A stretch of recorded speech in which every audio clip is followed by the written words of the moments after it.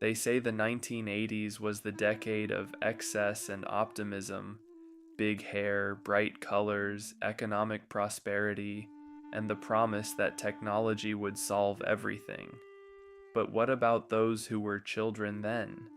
The ones who grew up in the peculiar gap between the community oriented past and the digitally connected future? There are people who carry a specific kind of loneliness that's hard to name. Not the loneliness of isolation, but something more subtle, the loneliness of being raised in a world that was actively dismantling the structures that once held people together before the new ones that would connect them had arrived. They grew up during the great unraveling, when neighborhoods stopped being communities, when extended families scattered for economic opportunity, when both parents disappeared into work, when childhood moved indoors and became solitary.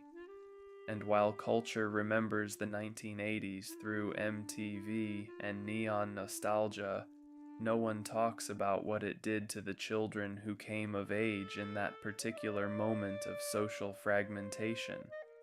What does it mean to grow up lonely in a decade that insisted everything was fine? This is why people who grew up in the 1980s carry a specific kind of loneliness. Let's be.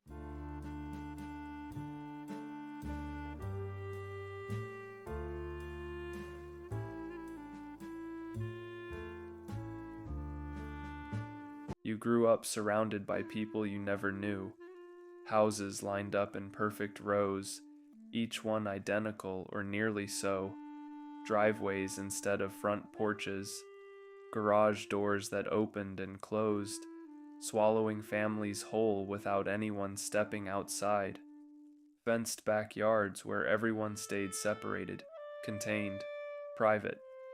This was the suburban dream of the 1980s. Space, privacy, property, your own little kingdom. But if you were a child in that landscape, what you remember isn't the dream, it's the silence, the strange quiet of summer afternoons when you could see dozens of houses from your window, but couldn't find a single person to play with.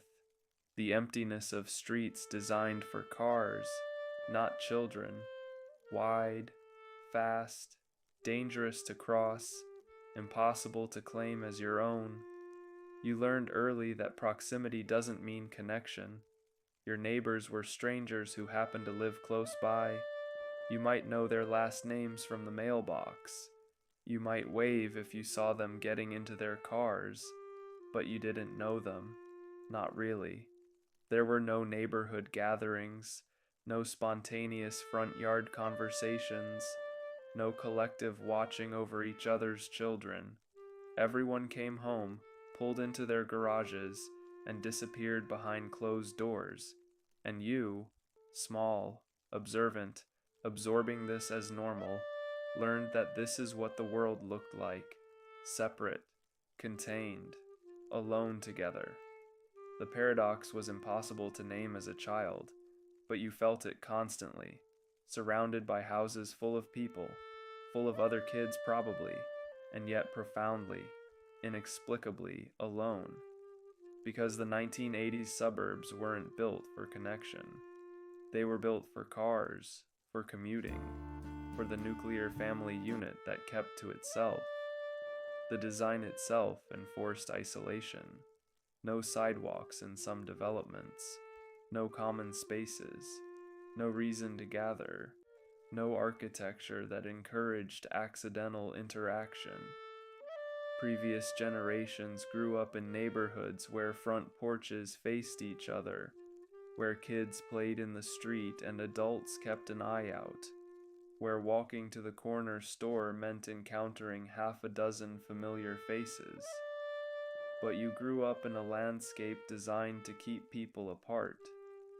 Your isolation wasn't personal failure or social awkwardness, though you might have blamed yourself for it. It was engineered into the very concrete and lawns and property lines that surrounded you.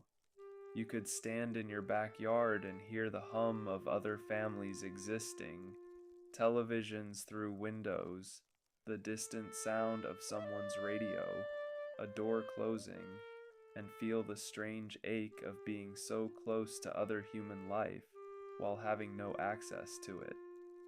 This was the first layer of 1980s loneliness, the physical architecture of isolation, the suburban design that promised community but delivered adjacent solitude, and you learned to live in it, quietly, alone.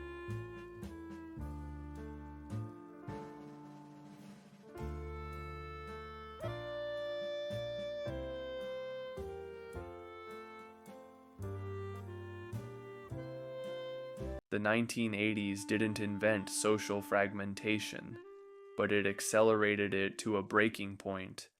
You were born into the aftermath of something that had already started unraveling, the slow dismantling of the collective structures that had, for generations, raised children together. Extended family used to mean proximity, grandparents in the same town, often the same neighborhood, aunts and uncles nearby, cousins you saw regularly, not just at weddings and funerals. A web of adults who knew you, watched over you, shared the work of raising you. But the 1980s economy demanded mobility. Jobs weren't where families were anymore. Opportunity meant leaving, moving across states, across the country, chasing work that paid enough to survive. So families scattered. Your grandparents, if they were still alive, lived hours or states away. Extended family became people you saw twice a year if you were lucky. Strangers you were supposed to feel close to but barely knew.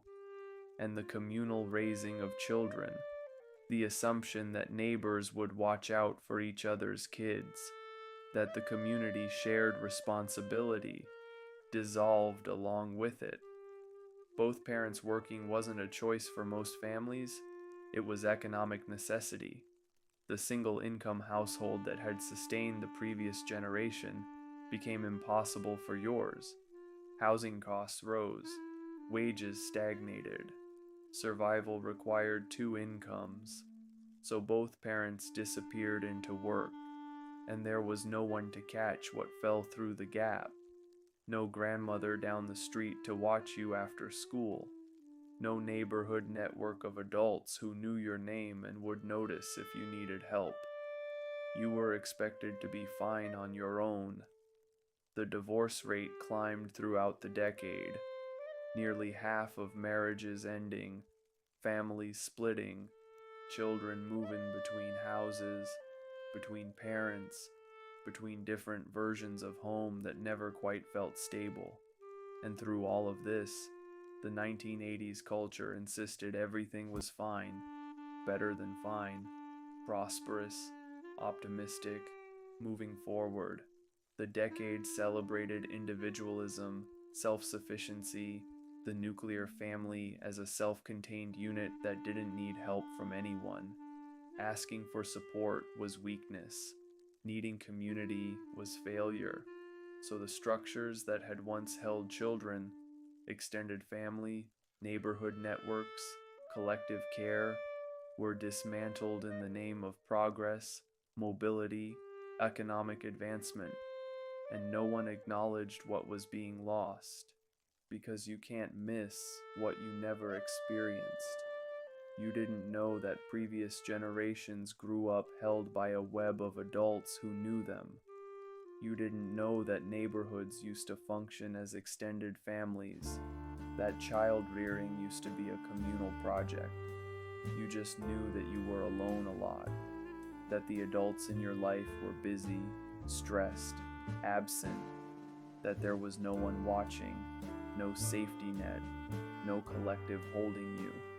And you learned to call this normal, because in the 1980s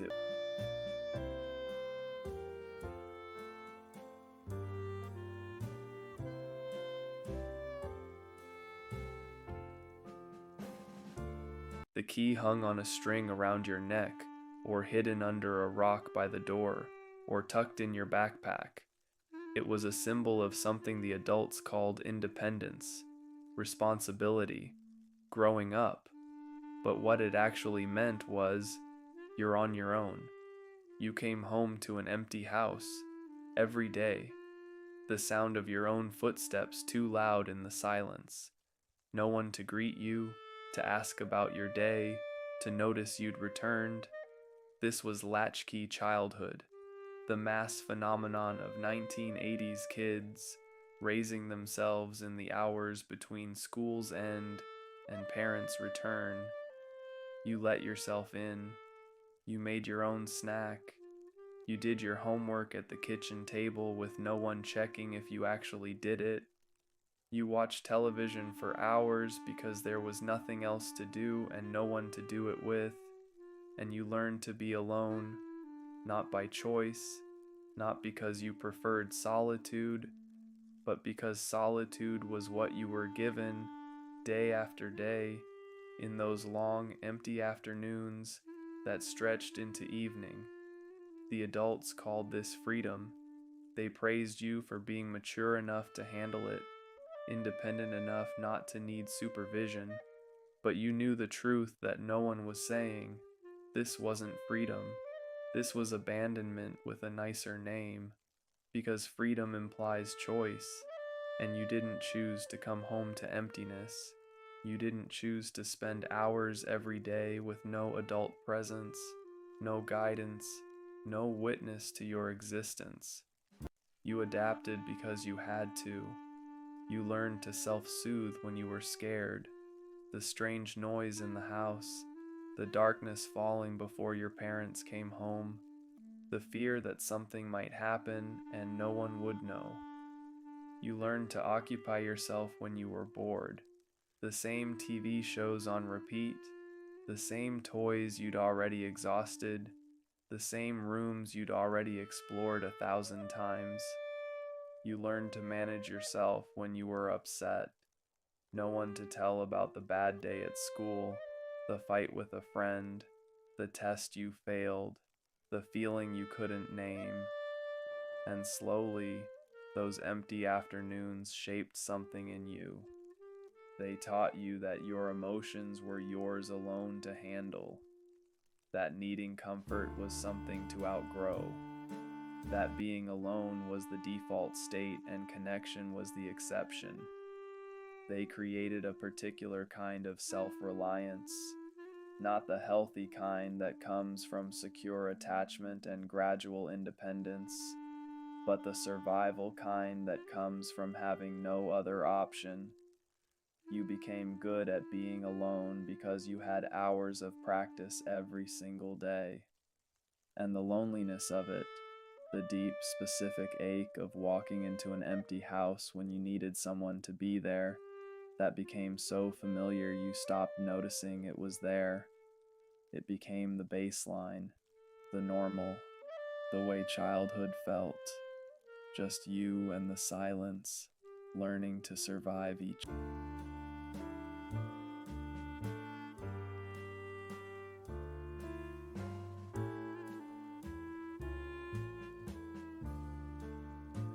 The hardest part wasn't the loneliness itself.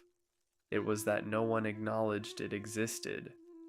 You couldn't complain about coming home to an empty house because everyone came home to empty houses. You couldn't say you felt alone because being alone was normal, expected, what all the other kids were doing too. There was no language for what you were experiencing because the culture insisted you weren't experiencing anything wrong.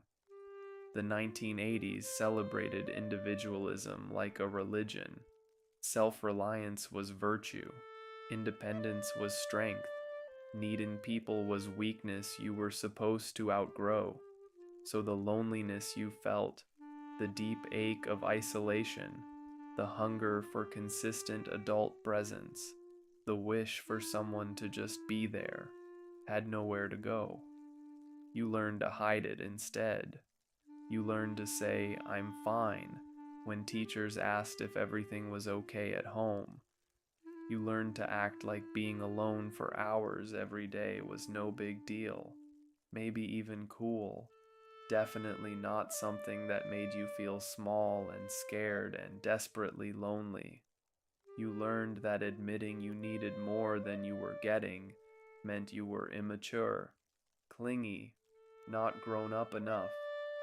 So you stopped admitting it, and the silence around your loneliness became louder than the loneliness itself. Because when an experience has no name, when the people around you don't recognize it as real, you start to question whether you're allowed to feel what you're. Maybe you were just too sensitive. Maybe other kids handled it fine and something was wrong with you for struggling. Maybe you should be grateful for the independence, the freedom, the trust your parents showed by leaving you alone. The culture gave you every reason to dismiss your own experience. It told you that community was for the past, that extended family was old-fashioned, that neighborhood connection was unnecessary in the modern world.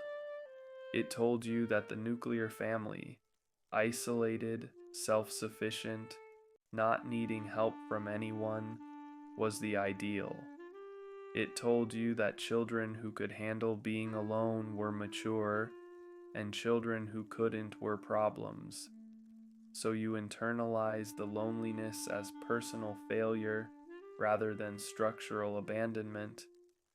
You thought it was your fault for feeling isolated in isolation, your weakness for wanting connection in a world that had dismantled it, your inadequacy for not thriving in the emptiness you'd been handed, and you carried that silence, the inability to name what you were experiencing, the shame of feeling it, the isolation of having no one who understood, as a second layer of loneliness, not just alone, but alone with a feeling no one validated, not just isolated, but unable to even say you were isolated without seeming ungrateful or immature.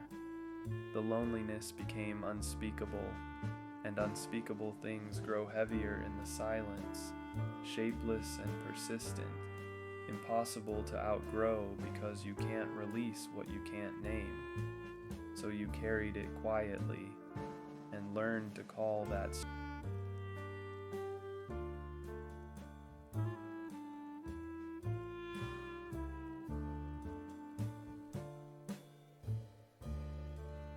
There's a strange kind of grief in missing something you never had.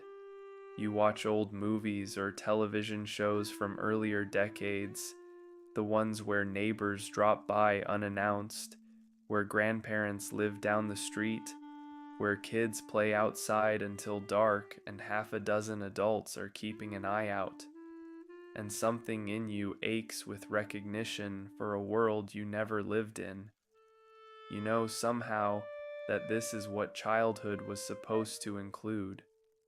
Not your childhood specifically, but childhood as a concept, the collective holding, the web of adults, the assumed safety of community. But you were born too late for it. By the time you arrived, that world was already gone. The extended family networks had scattered. The neighborhood cohesion had dissolved.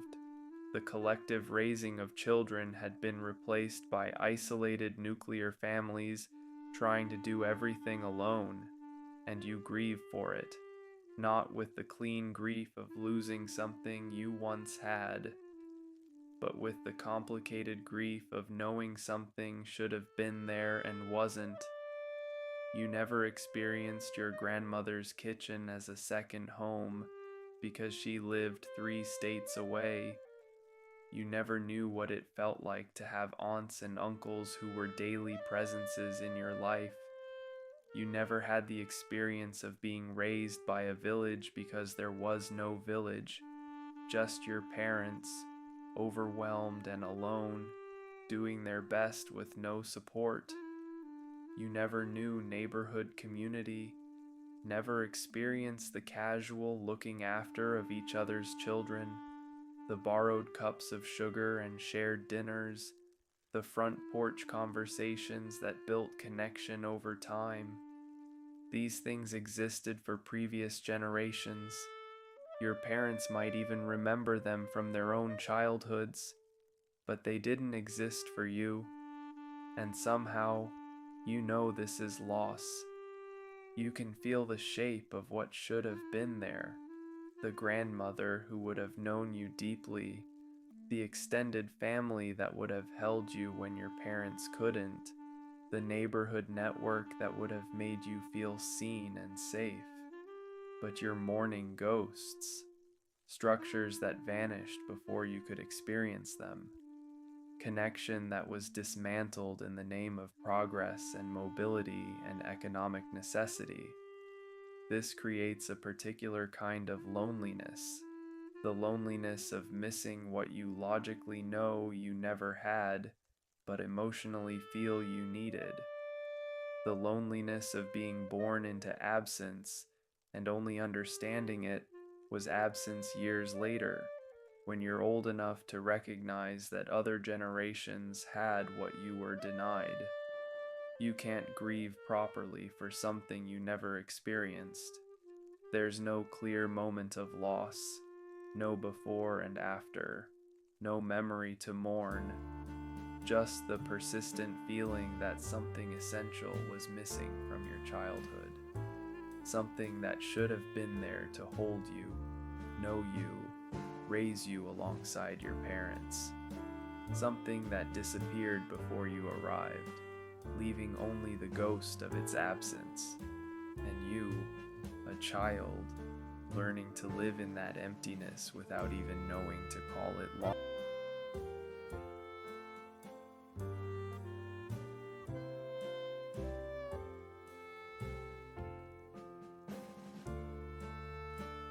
And then, somewhere in adulthood, something shifts.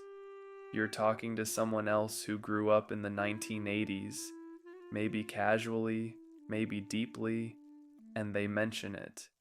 The empty houses, the latchkey afternoons, the strange loneliness of a childhood surrounded by people but feeling fundamentally alone. And you realize it wasn't just you. This is the turning point, when you stop carrying the loneliness as personal failure and start seeing it as collective experience. When you stop asking, "What was wrong with me?" and start asking, "What was wrong with the world we were raised in?" Because the pattern becomes visible once you step back far enough to see it. An entire generation of children coming home to empty houses, an entire cohort raised without extended family networks, a whole demographic growing up in suburban isolation, learning self-reliance not as strength, but as survival. This wasn't individual dysfunction. This was structural abandonment.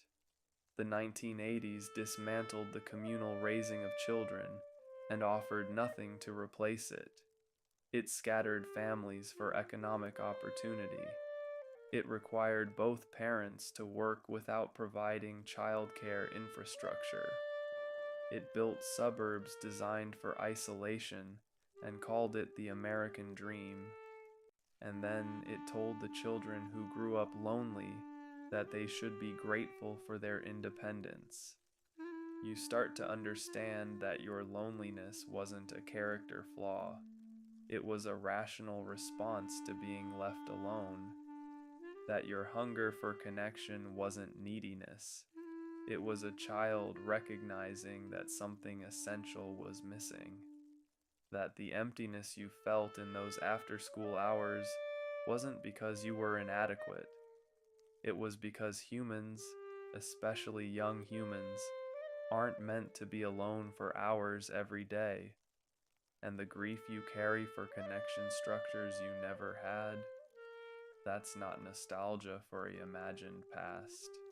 That's your psyche recognizing what should have been there based on what humans actually need to develop healthily. This recognition doesn't erase the loneliness. It doesn't undo the years of learning to be alone, the internalized self-reliance, the deep training that needing people is weakness, but it transforms your relationship to it. The loneliness stops being evidence of your brokenness and becomes evidence of a broken system. The isolation stops being your fault and becomes something that was done to an entire generation in the name of economic progress and cultural individualism. You were lonely because you were left to be lonely, and that wasn't your failure. That was the failure of a culture that prioritized mobility over stability, independence over interdependence, economic advancement over human connection. You weren't too needy. The world was too empty. You weren't inadequate. The structures that should have held you were inadequate. And recognizing this, truly seeing the pattern, is the first step toward carrying the loneliness differently, not as shame, but as survival, not as weakness, but as witness to what was lost.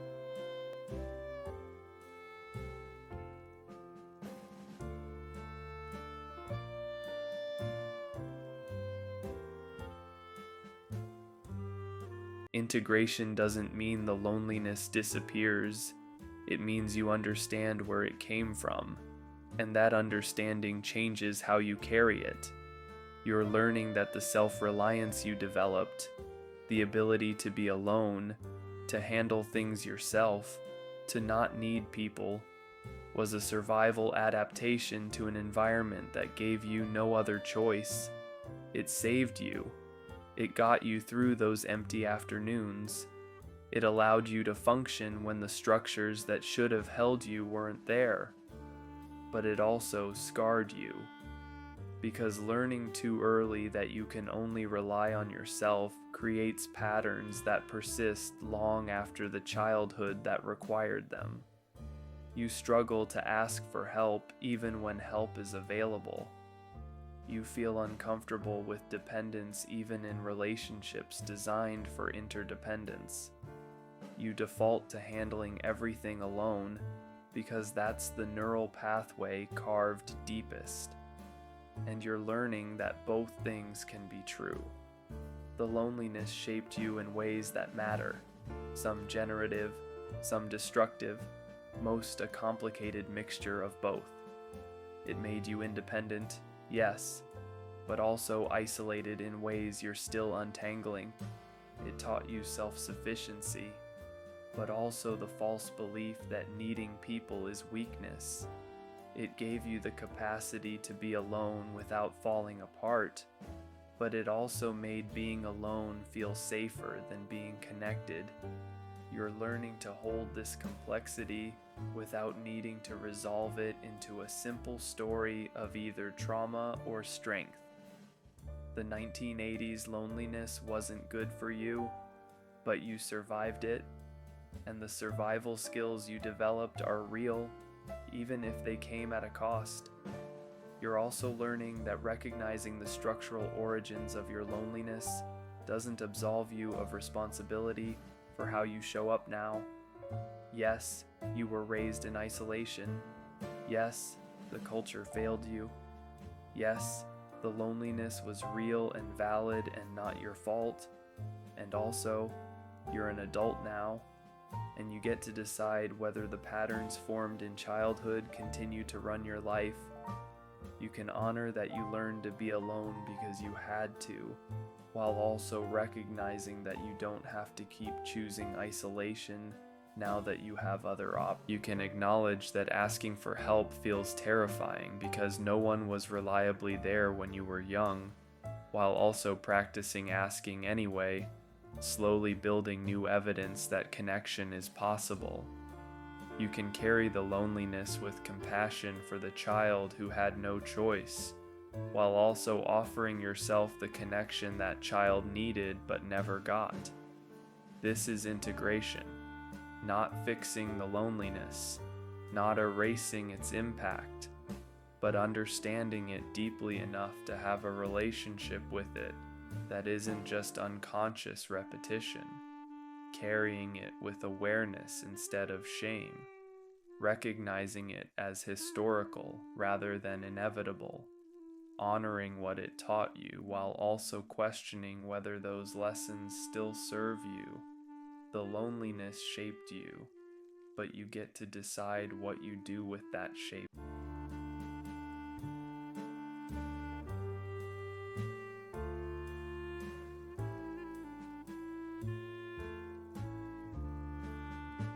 You are the children who raised themselves, not because you wanted to, not because you were precocious or exceptionally mature, but because the 1980s required it.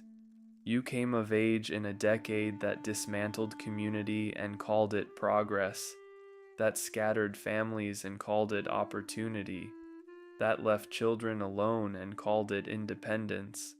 And you survived it. You learned to let yourself in, make your own snacks, do your homework without supervision, occupy the empty hours, manage your own fear when darkness fell and no one had come home yet.